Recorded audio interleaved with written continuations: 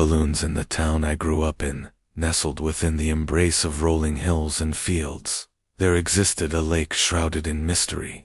Its tranquil waters sparkled under the sun's gentle caress, yet beneath its picturesque surface lay a past marred by tales of darkness and despair.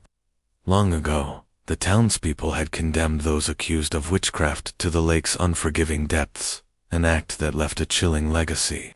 The very mention of the lake sent ripples of unease through the community, a testament to the lingering fear that clung to its shores. However, time had a way of blurring the lines between truth and superstition. While some still held fast to the tales, the younger generation regarded them as mere cautionary tales, recounted by adults who wove the chilling legends into bedtime, stories to keep adventurous children away from the water's edge. In my youth, I was a curious and adventurous soul, a creature of boundless imagination. The lake, though a place of dread, held an irresistible allure that tugged at the corners of my thoughts. From a distance, I'd cast furtive glances toward its shimmering expanse, my mind awash with wonder and curiosity. However, my mother's cautionary words echoed in my ears, her stern warnings a reminder of the ominous history that cast a shadow over the lake's beauty. On a scorching summer day, the sun's relentless heat fueled my restless spirit.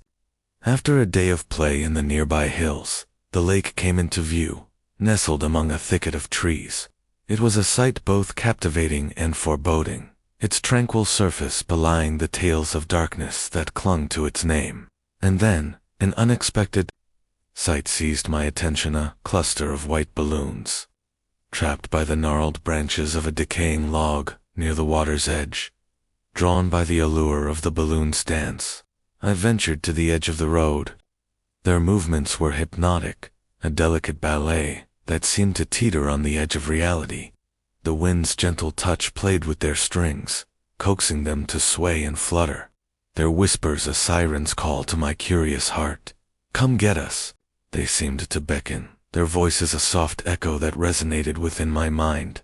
Just as I teetered on the precipice of taking that fateful step, a hand closed around mine, halting me in my tracks. I turned to face a young boy, his solemn gaze fixing me with an intensity that belied his age. Tall and pale, his presence exuded an air of mystery, as if he held secrets beyond his years. "The adults say you shouldn't go near the lake," he murmured, his voice carrying an undertone of gravity.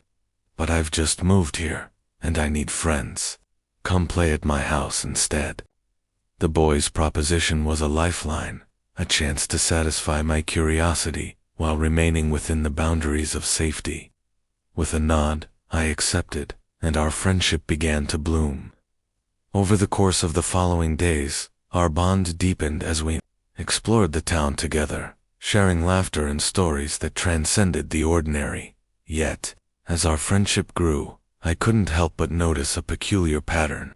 Unlike myself, the boy spent most of his time indoors, a stark contrast to the adventurous spirit that had led us together. It was a mystery that piqued my curiosity, though I never pressed for answers.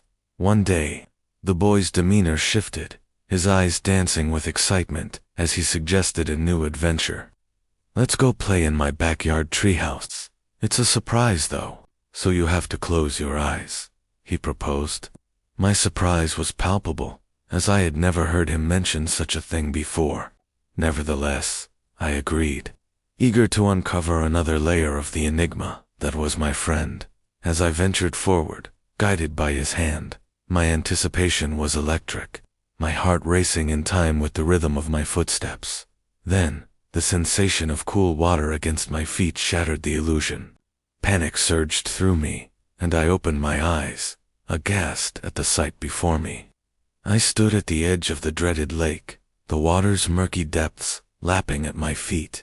Before I could react, the boy turned to me, his form slowly morphing, his pale complexion grew even paler, his features contorting in an eerie transformation. Horror seized my heart as I watched, transfixed, as the boy became a pale white balloon, his once human face now etched into their lifeless forms. A guttural cry of disbelief clawed at my throat as I stumbled back, my mind struggling to comprehend the surreal horror before me. "Why did you open your eyes?" His voice, now ethereal and distorted, carried across the water, a haunting lament. That sent chills down my spine. "We could have been friends forever, if only you hadn't."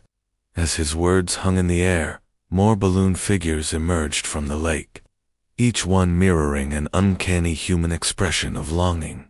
I fled from the lake, my footsteps echoing with urgency as the haunting figures pursued me relentlessly. My heart pounded in my chest, each breath a painful gasp as I raced toward safety. But their whispers followed me, an insidious chorus that wrapped around me like a noose, laced with sinister malevolence. But amidst the chilling calls, one voice stood out, a solitary balloon, its cries not tainted by malevolence, but rather with genuine sadness and loneliness. It was the voice of my friend, a plea that tugged at my heartstrings. "Wait, please," his voice called out, the words carrying a haunting mixture of desperation and yearning. "I'm so lonely. Don't leave me alone. Come back." But I kept running, and with each step, the calls grew fainter, until they were but a distant echo. I cast a final glance over my shoulder, my breath hitching as I beheld the image behind me. The lake's surface was adorned with a sea of white balloons, their strings tethered to the water's depths. Among them stood the balloon that had once been my friend M. His string was the longest, and I could just barely see his expression. And yet, I couldn't help but wonder how such an uncanny, lifeless expression could look so full of sorrow.